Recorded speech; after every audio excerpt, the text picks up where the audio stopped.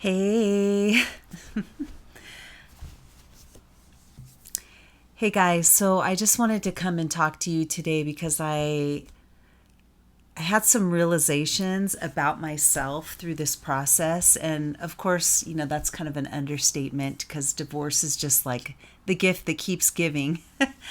But I wanted to share with you something that I realized about myself and about the way that I am, and the complexities really about valuing yourself, thinking that you are valuing yourself, and kind of those under layers, that come up later that show you that although you have a good self-esteem and you have a good view of yourself and you're a good person and all that stuff, how you can still be involved in something and be doing something a certain way because of the nature of who you are, and how something that you do can be a blessing if it was with someone who really cared about you, and how it becomes not that when you're giving those things to someone who doesn't.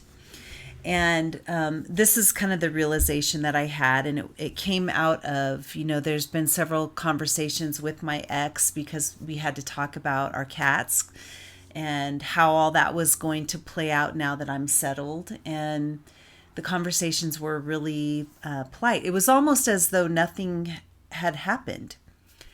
And so it felt comfortable. And I know during the time that I was going, through just the devastation phase and still living at home and trying to deal with all that and the confusing parts of it, right? When someone's still telling you they love you, but they just blew up your life, During those times, I remember saying, because I ended up being like the mentor all the time, giving all the answers, supplying information. Like I was always the one who knew how to do everything and had to coach, how to do things. And so when a question was asked to me, can I still call you for that kind of stuff? I was like, no, because you just you figure it out on your own. Like you're not going to, completely destroy me and think that you can keep just, sucking information out of me just because it benefits you, right? I was angry. And I just thought that even asking that showed a lack of understanding just how much he hurt me and what he was doing to me. So, that came and went, and here we are. That was, 2 months still living in the same household. And then now it's been February, March, April, May, June. It's been June 21st will be 4 months of that being out of the home. So we're looking at almost 6 months time, right? Wow, that's crazy. So one of the things that I learned, because I'm actively looking to figure out like what did I do wrong, and when I say that, I don't mean like what did I do wrong as a person or a wife to not make him love me. I'm not talking about that. It's more about what am I doing wrong that attracts someone who will take all of my gifts and see that as valueless enough to the point where they can just get rid of you. Because to a lot of people, I would think, that who really love you, that the things that I would offer, like my time, my availability, my love, my communication, my connection, my intimacy, like those things are, to someone who loves you, they should be a blessing. But it wasn't. And so I had to think to myself, because now, I'm reading a book by Michael Hussey called Love Life. And I got it because I really wanted to understand, what am I doing that is creating a space where someone can devalue me like that.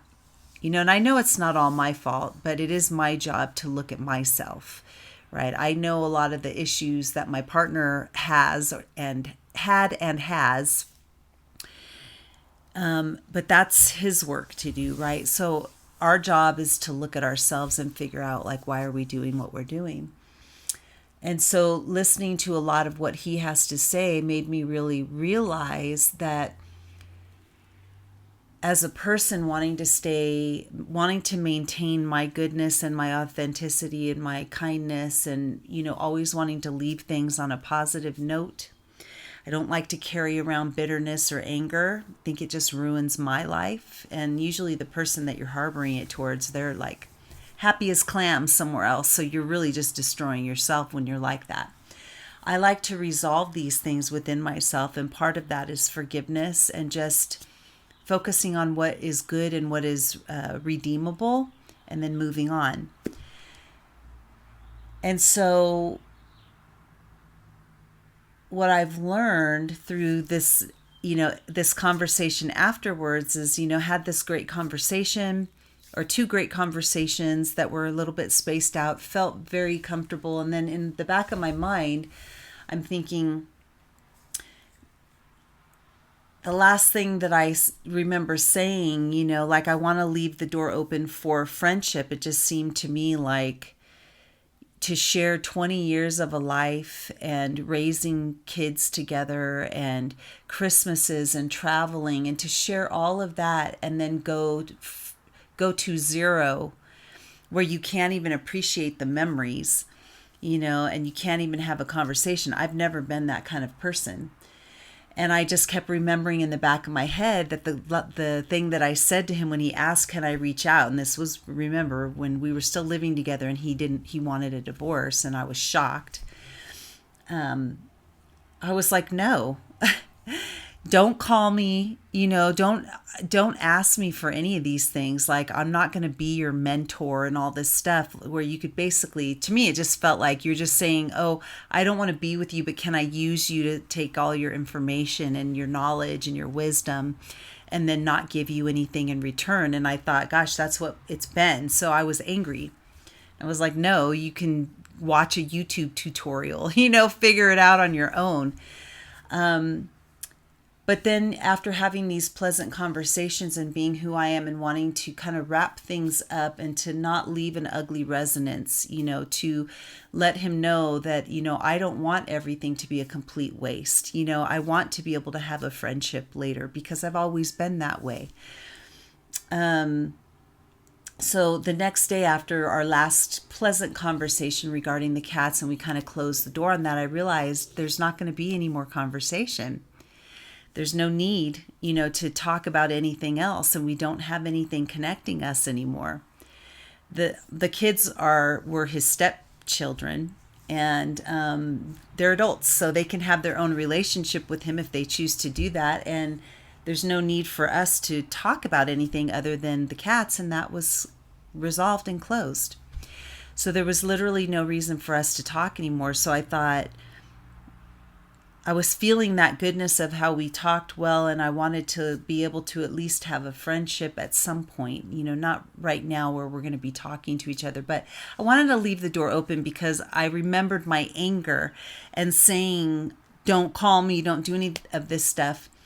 And things changed. I felt like now, if later on down the road he wanted to reach out for something, I wouldn't be angry because I've already moved on with my life.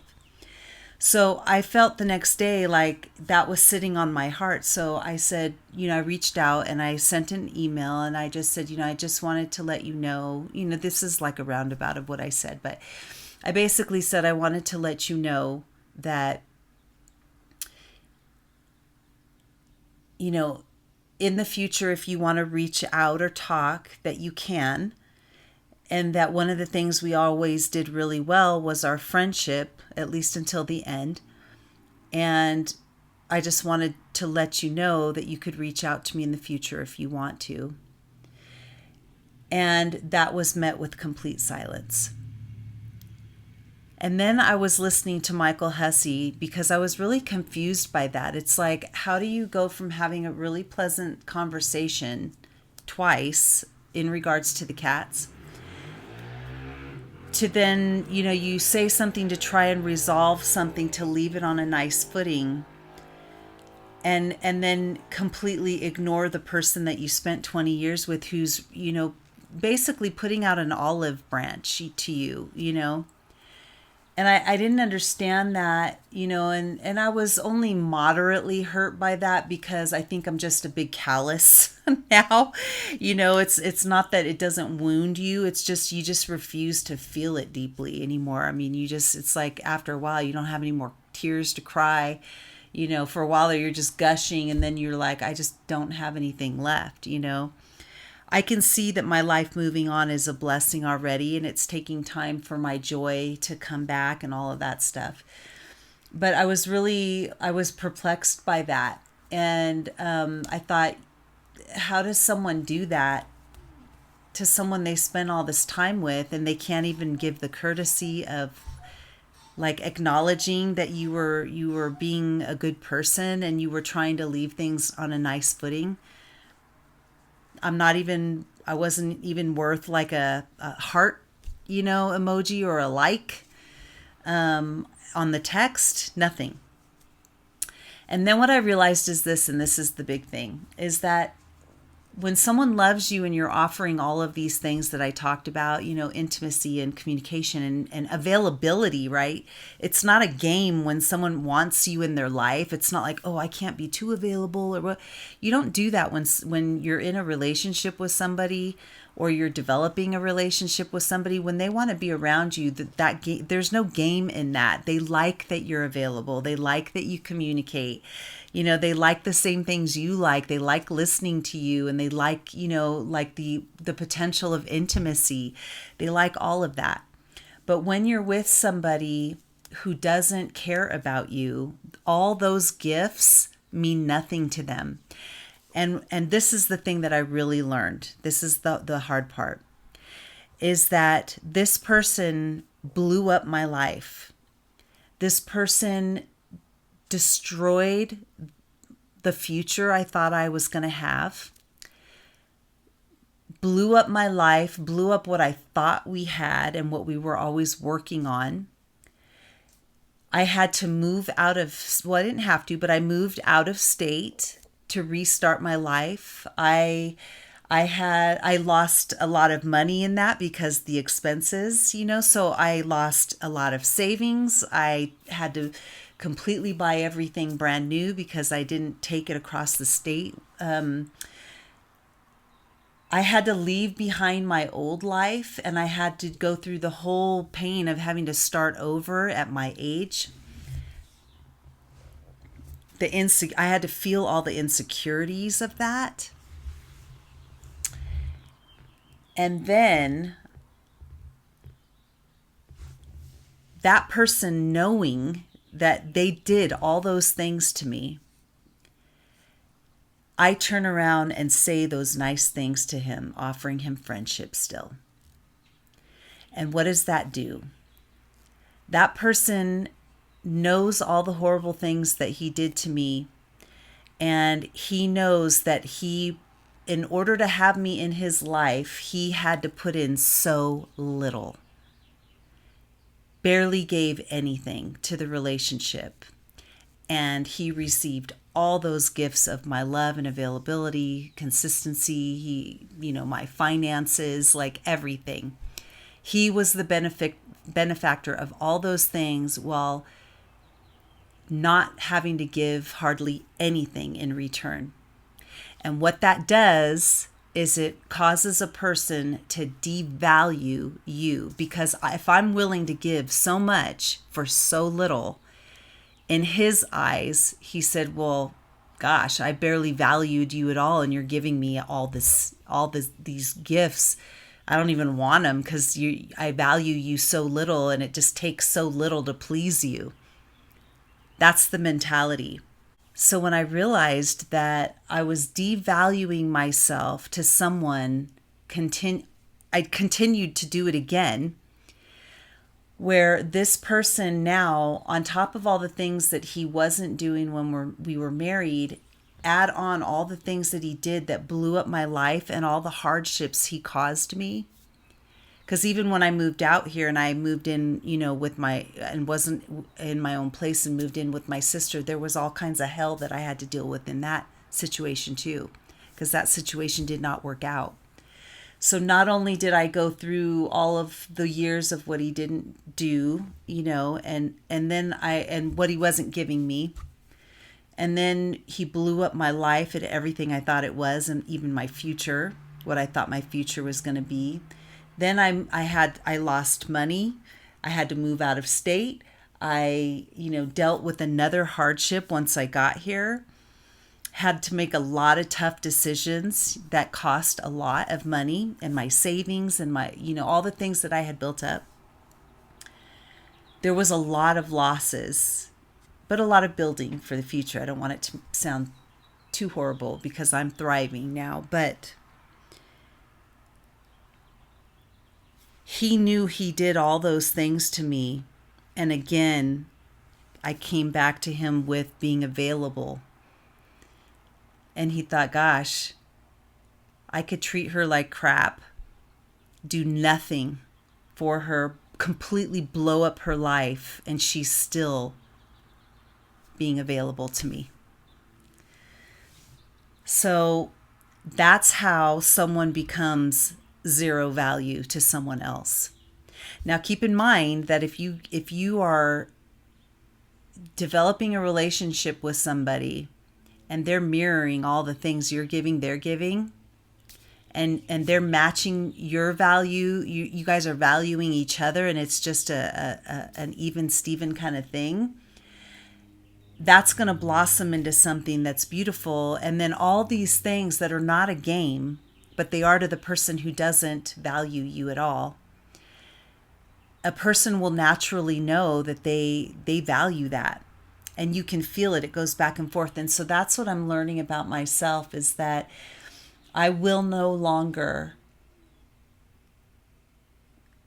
give all those beautiful gifts to somebody who is giving little in return. And that this type of thing should grow together. But if you want to devalue yourself, that's what you do. You keep offering friendship and love and availability to people that are showing you with their actions that they don't value you because they're not giving any of the same things. It's a selfishness. And it's just like one of the examples was, a girl was, dating somebody, and they weren't exclusive. And she found out he was kind of dating someone else. But what was happening was, he was becoming less and less, like wouldn't text her back right away. And sometimes it wouldn't be for days, that sort of thing. And she starts, chasing him and saying, texting him and saying, hey, I know you're dating someone else, and this is really not something I want. And, I want us to be exclusive. And she's pushing demands on him when he was already showing her through the lack of availability, consistency, communication, intimacy, that he didn't value her the same way that she was valuing him. And then she goes in with making a demand to someone who already doesn't value her. It's a waste of time.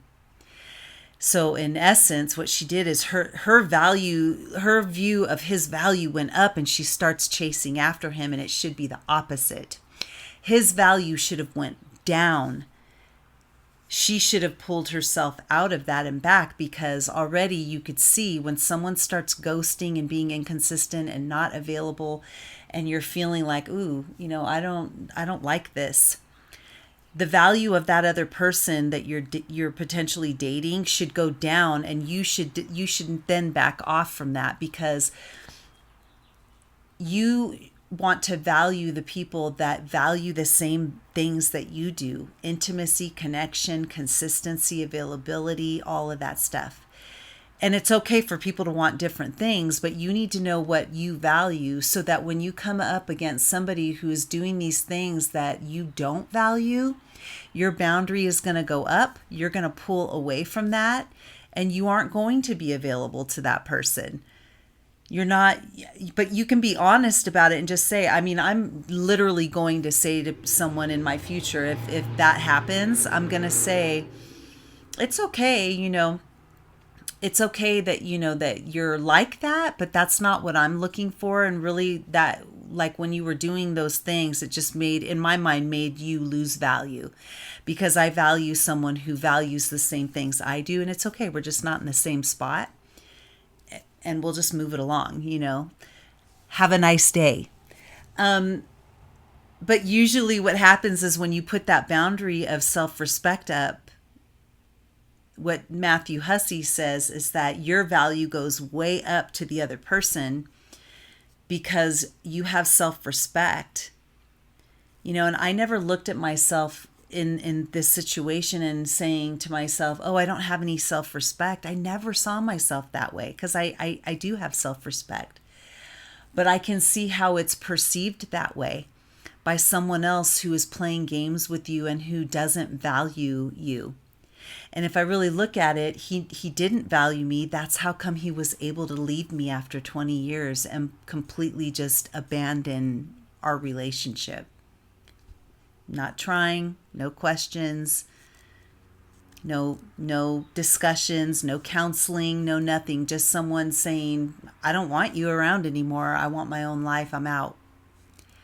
That's tough. That's someone who really doesn't value you.